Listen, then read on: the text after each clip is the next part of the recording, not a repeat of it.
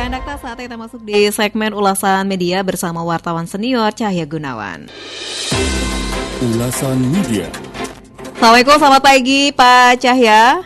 Waalaikumsalam warahmatullahi wabarakatuh. Selamat pagi Mbak Ulfi. Baik, selamat pagi juga Pak Cahya. Kita membahas terkait dengan pertemuan MUI dengan Presiden Prabowo Subianto terkait masuknya Indonesia di Forum Perdamaian untuk Kemerdekaan Palestina ini, Pak, silakan. Ya, ini beberapa hari lalu bukan hanya Majelis Ulama Indonesia tapi juga para tokoh ormas Islam dan pimpinan pondok pesantren juga diundang oleh Pak Prabowo untuk dialog ya. Bukan pembicaraan satu arah. Dialog yaitu mempersoalkan tentang Dewan Perdamaian itu atau Board of Peace, di mana Indonesia menjadi salah satu anggotanya dengan beberapa negara lain termasuk negara-negara Muslim ya.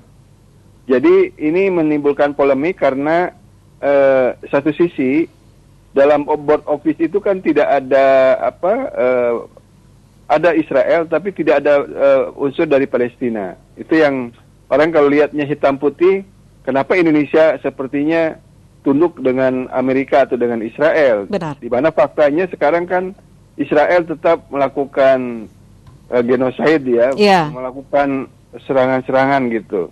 Nah itu orang yang melihatnya secara hitam putih. Nah kita sebagai Muslim, jadi kita menyikapi ini pertama sebagai Muslim dan kedua sebagai warga negara Indonesia ya. Sebagai Muslim, sebagaimana disebutkan dalam Al-Quran,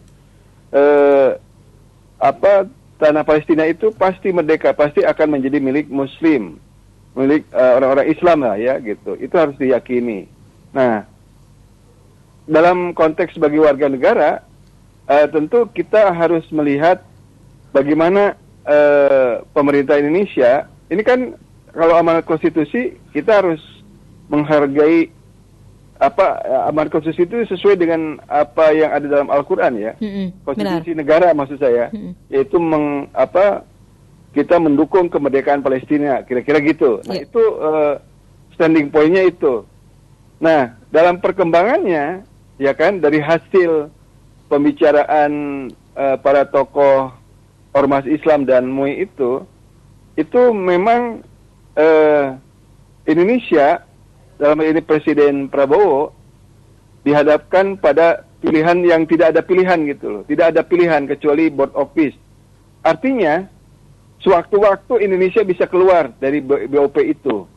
Nah, BOP ini walaupun kita tidak suka dengan orang-orangnya, maksudnya kita itu tidak suka itu dalam artian tidak fair karena perwakilan dari Palestina tidak ada di situ, yang ada justru Netanyahu sebagai bagian dari Israel, pimpinan Yahudi Israel di situ ya, Zionis Israel.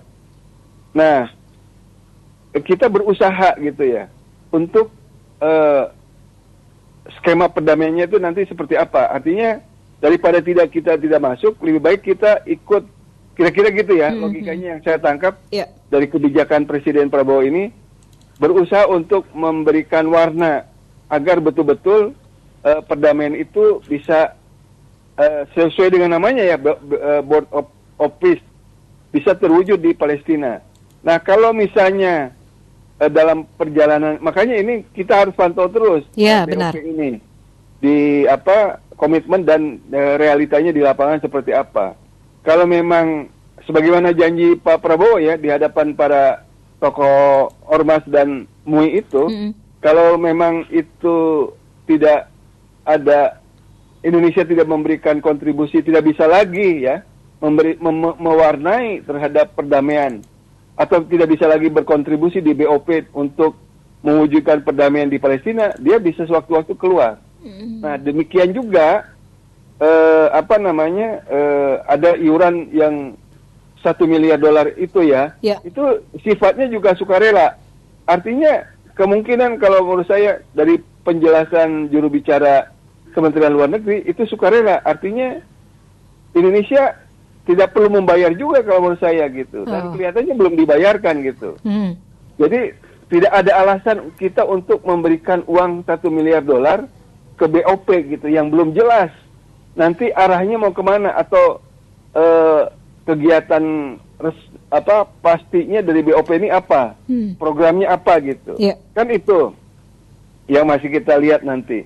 Karena kita ini gini, Mbak Ulfi, kita ini sekarang berhadapan dengan orang gila semacam Donald Trump benar. yang sekarang menjadi presiden Amerika, yang sekarang bukan hanya dihujat oleh dunia, termasuk dari negara-negara Muslim, tapi juga oleh sekarang dikritik habis kan, diprotes banyak warga Indonesia, warga Amerika, warganya sendiri ya. Karena memang ini secara kejiwaan orang ini rada kurang waras sebenarnya Donald Trump ini kan. Iya benar. Coba liatin langkah-langkahnya itu kan, dia ngomongnya memprovokasi terhadap Iran, terhadap Cina gitu ya kan. Iya. Jadi dia untuk urusan tarif ya kan, untuk urusan tarif yang ekonomi dia menggunakan kekuatan senjata, mengancam Cina, Iran. Iran kan negara yang tidak gampang diancam begitu aja. Dan dia negara yang kelihatannya kita kecil, tapi dia memiliki kekuatan senjata dan teknologi informasi yang juga lumayan bisa mengimbangi Amerika gitu. Makanya menurut saya, walaupun seluruh kekuatan armada dari Amerika sudah dikerahkan, ini di luar di luar Palestina, tapi ada kaitan secara tidak langsung karena ini kan geopolitik ya. Walaupun kekuatan senjata Amerika ini sudah dikirim ke Timur Tengah untuk mengancam Iran, tapi kan kita lihat Iran tidak gencar gitu loh. Dia sangat yakin bahwa dia bisa mengimbangi kekuatan armada militernya, kekuatan militernya Amerika, kan gitu. Jadi maunya si Donald Trump ini kan dia mengancam secara militer dengan harapan dia bisa berunding, kan gitu. Iya, benar. Berunding secara ekonomi, sehingga sebenarnya dia bisa ditekan gitu. Itu yang dilakukan oleh diplomasinya si Donald Trump ini gitu. Nah, apalagi Mbak Ulfi, sekarang kan ada, jadi Allah bukakan ya dengan kelakuan elit global, para pemimpin dunia, para miliarder, para pengusaha dalam dokumen Epstein itu kan, Jeffrey Epstein itu. Semua terbongkar kan gitu. Siapa-siapa orang yang pergi ke pulau terpencil di Karibia itu, yang di situ ada kegiatan pelecehan seksual, bahkan itu akhirnya kita bisa membaca juga gitu kaitannya dengan kekuatan elit global dengan penentuan negara pemimpin-pemimpin di negara-negara lain gitu. Coba Mbak Ulfi ya, saya kemarin itu melihat file lama ya tahun 2014. Waktu 2014 itu saya heran waktu itu, kenapa mantan presiden Bill Clinton ya kan 2014 sampai datang ke Indonesia pada saat Pilpres 2014. Ternyata terjawab sekarang. Bill Clinton itu bagian dari elit global yang bagian dari filenya yang disebutkan dalam Jeffrey Epstein itu. Di file itu juga ada Donald Trump. Donald Trump kan di video, di fotonya itu beredar tuh semua kelakuannya pada saat bersama Jeffrey Epstein di pulau di Karibia itu. Dengan bocah-bocah cilik yang baru 16-17 tahun perempuan itu kan. Iya. Gitu. Dan sekarang banyak speak up itu. Perempuan-perempuan yang waktu itu umurnya masih 17-16 sekarang speak up semua tuh di warga Amerika itu. Nah, jadi ini menurut saya ada hubungannya. Jadi elit-elit global itu pada masa lalu dibuka sekarang. Di mana misalnya itu kan Pangeran Andrew ada di situ. Akhirnya kan dengan adanya dokumen itu sekarang dipecat, dikeluarkan dari istana Buckingham. Ya kan gitu. Tony Blair juga tercatat di situ, ada semua. Nah, ada yang namanya disebut termasuk Jakarta dan beberapa nama orang di Indonesia. Itu tidak langsung, Mbak, hubungannya ya. Tidak, artinya walaupun disebut dalam file Epstein itu, tapi itu tidak terkait secara langsung, tapi terkaitnya dengan Bill Gates misalnya, atau terkaitnya dengan Donald Trump, atau terkaitnya dengan Bill Clinton. Kan kita tahu dulu ada pengusaha Indonesia yang sangat dekat dengan Bill Clinton. Sekarang pun ada pengusaha Indonesia yang dekat dengan Donald Trump. Nah, itu kaitannya seperti itu. Jadi kepentingan elit global itu bukan hanya mempengaruhi para pengusaha, dan juga dia bisa menentukan pemimpin di suatu negara termasuk di Indonesia. Nah, gitu kira-kira, Mbak. Jadi kembali lagi kepada soal Board of Peace ini. Nah, ini tidak lepas dari dengan rencana dan program-program dari elit global itu. Ini bukan konspirasi, tapi ini fakta, karena filenya itu dokumennya itu yang 3 juta dari 6 juta dokumen itu sudah ada di Departemen Kehakimannya di Amerika gitu. Nah, jadi Amerika juga negara besar yang sekarang mereka juga memprotes, artinya kebijakan-kebijakan dari Donald Trump. Jadi kita berharap betul-betul Pak Prabowo ini betul-betul memang benar dia memainkan strategi untuk dia seolah-olah mendekat dengan musuh, tapi untuk sebenarnya mewujudkan perdamaian di Gaza. Kita berharapnya begitu, Mbak. Iya. Mungkin satu strategi militer yang digunakan oleh Pak Prabowo ketika banyak kontra ketika masuk ke Board of Peace, begitu, Pak? Ya, ini kan ini kontra atau polemik pro kontra soal Board of Peace itu kan akhirnya langsung dikomunikasikan kan oleh Prabowo. Iya. Artinya bukan hanya tokoh ormas Islam dan MUI yang diundang, tapi mantan-mantan Menlu dan wakil Menlu diundang semua. Mulai dari Martit Natalegawa, Alwi Shihab, kemudian Hasan Wirayuda, Dino Patijalal, Ibu Retno Marsudi diundang semua untuk menjelaskan, bukan hanya menjelaskan ya, itu dialog tentang geopolitik, termasuk soal Gaza, soal Palestina. Nah, di media yang beredar kan Dino Patijalal menyebutkan bahwa ini pilihan yang realistis. Kan tadinya juga Dino Patijalal termasuk orang yang against dengan putusan Indonesia, Presiden Prabowo untuk bergabung di BOP kan gitu. Tapi setelah ada dialog, mereka bisa memahami bahwa ini adalah pilihan yang realistis. Ya, seperti saya sebutkan tadi. Jadi suatu waktu Indonesia, Presiden Prabowo bisa memutuskan untuk keluar, kira-kira gitu. Konteksnya gitu, Mbak. Iya, baik. Pak, tapi kalau untuk negara-negara yang tidak ikut masuk ke dalam Board of Peace ini, ketika melihat Indonesia masuk ke dalam lingkaran ini, bagaimana, Pak? Seolah-olah apakah ngapain sih ikut tersebut, atau justru silahkan, mungkin ini cara Indonesia, mungkin masing-masing punya kebijakan sendiri, begitu, Pak? Ya, itu pilihan kebijakan luar negeri masing-masing. Misalnya Indonesia dengan Malaysia ya. Malaysia tidak ikut, Indonesia masuk. Ya, itu pilihan yang satu sama lain harus dihormati. Artinya saling menghargai lah pilihan politik luar negeri masing-masing.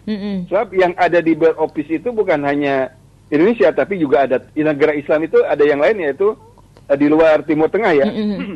Ada Turki, ada Pakistan, itu termasuk Indonesia. Yang lain kan ada negara-negara Timur Tengah. Jadi saya kira itu pilihan kebijakan luar negeri yang setiap negara punya kedaulatan dan pilihannya masing-masing gitu. Jadi tapi tujuannya satu, yang di luar anggota BOP maupun yang di dalam anggota BOP punya tujuan yang sama, yaitu adanya perdamaian dan kemerdekaan Palestina, kan gitu. Walaupun secara akal sehat, secara subjektif kita mengatakan bagaimana bisa merdeka, bisa terwujud perdamaian, sementara orang Palestinanya tidak bisa tidak dilibatkan dalam BOP itu. Kira-kira kan gitu kan logikanya kan. Nah, tapi kan itu tadi, karena tidak ada pilihan, ini satu-satunya pilihan gitu loh. Sehingga ini mau nggak mau, ini negara-negara Islam, khususnya Indonesia ya, harus merapat ke kubu musuh lah, kira-kira katakanlah begitu. Untuk bisa mewarnai, memberikan kontribusi, untuk mencegah jangan sampai ini brutalismenya Israel ini jangan sampai keterlaluan lah, kira-kira gitu. Sebenarnya itu Mbak, kalau saya melihatnya seperti itu. Iya, mungkin pandangan orang gimana mau yang tadi Pak Cahaya mengatakan bagaimana mau merdeka, sedangkan ada Amerika yang menyokong kebutuhan logistik persenjataan Israel untuk menyerang Palestina begitu ya Pak? Iya kan, itu tadi Mbak, kembali Iya. lagi bahwa kita ini sekarang melihat Amerika ini sedang dipimpin oleh orang gila semacam Donald Trump. Kan itu masalahnya Iya. Mbak. Donald Trump itu dia tidak pedulikan, termasuk PBB pun dia nggak pedulikan gitu loh. Jadi orang kayak gini jangan dijauhi, harus didekati untuk diberikan Dukungan ya? pengaruh. Oh. Jangan dukungan, pengaruh gitu, agar jangan kegilaannya itu makin menggila kan gitu. Orang ini gila Mbak. Orang ini gila, memang harus masuk rumah sakit jiwa menurut saya. Karena merusak tatanan dunia, Iya. bukan hanya merusak Amerikanya, tapi tatanan dunia. Orang kayak sekarang dihadapkan kepada kekhawatiran adanya perang dunia ketiga. Dengan khawatir aja kan ekonomi udah gancang, ekonomi dunia guncang. Paling tidak di pasar saham dunia, harga emas naik, itu kan ada kaitan secara tidak langsung dengan situasi geopolitik itu. Iya. Hanya gara-gara dunia sekarang, dalam hal ini Amerika, dipimpin oleh orang gila semacam Donald Trump, gitu Mbak. Jadi bukan hanya memasok senjata ke mana, ke Israel, tapi dia ya itu tadi ingin mengacaukan dunia ini, si Donald Trump ini, gitu Mbak Ulfi. Iya baik, Pak, ini kan BOP sudah dibentuk, tapi pada kenyataannya Gaza juga masih diserang nih Pak. Apa yang memang BOP lakukan setelah adanya serangan kemarin ini Pak? Ya ini kan memang ini agak serba susah ya. Indonesia kan sudah menyiapkan ya tentara untuk tentara perdamaian ya, untuk diterjunkan ke Gaza. Sebenarnya tentara-tentara yang disiapkan itu ada juga unsur tentara medisnya, dokter segala macam dipersiapkan dengan harapan untuk membantu warga Palestina ya menjadi korban genosida atau serangan dari Israel. Tapi kan itu Indonesia patokannya tergantung dari perintah PBB. Nah, sekarang posisinya PBB tidak dianggap oleh Amerika, kan gitu Mbak. Jadi PBB sudah menjadi lembaga yang dikucilkan, tidak dianggap oleh Amerika. Nah, sekarang Amerika, yang kita bukan melihat Amerika ya, si Donald Trump ini yang beraksi sendirian sekarang ini dalam urusan Gaza maupun dunia. Nah, harapan kita ini kalau kita berdoa aja ya, supaya Iran juga tidak bisa memulai, kan prinsip dalam agama Islam juga kalau tidak diserang, dia tidak menyerang, kan gitu. Iya, benar. Sekarang pun posisi Iran sama, kalau dia tidak diserang Israel, atau dia tidak diserang Amerika, dia tidak akan menyerang, kan gitu. Benar. Nah, Israel sebenarnya hanya takut sama kekuatan senjatanya Iran. Kan sebelumnya gimana serangan-serangan yang dilakukan oleh Iran, karena sebelumnya dia diserang oleh Israel. Dia senjata-senjata nuklir dari Iran itu, senjata-senjata andalan ya dari Iran itu langsung menyasar ke koordinatnya Mossad kan, pimpinan Mossad. Dia artinya dia memiliki senjata, tapi senjata itu udah betul-betul dirancang secara modern gitu. Dan Israel yang selama ini kita sering puji-puji kekuatannya bagus, ternyata kalah dengan Iran gitu. Nah itu jadi menurut saya kita Indonesia yang tidak ada apa-apanya, maksud saya tidak apa-apanya itu dari segi kekuatan senjata ya, ya hanya bisa melakukan perundingan dengan orang yang pro Palestina, ya kan, yang dengan seperti misalnya Malaysia, sekaligus juga perundingan dengan orang yang musuhnya Palestina gitu ya. Kan ini seperti Amerika kan sebenarnya double standar.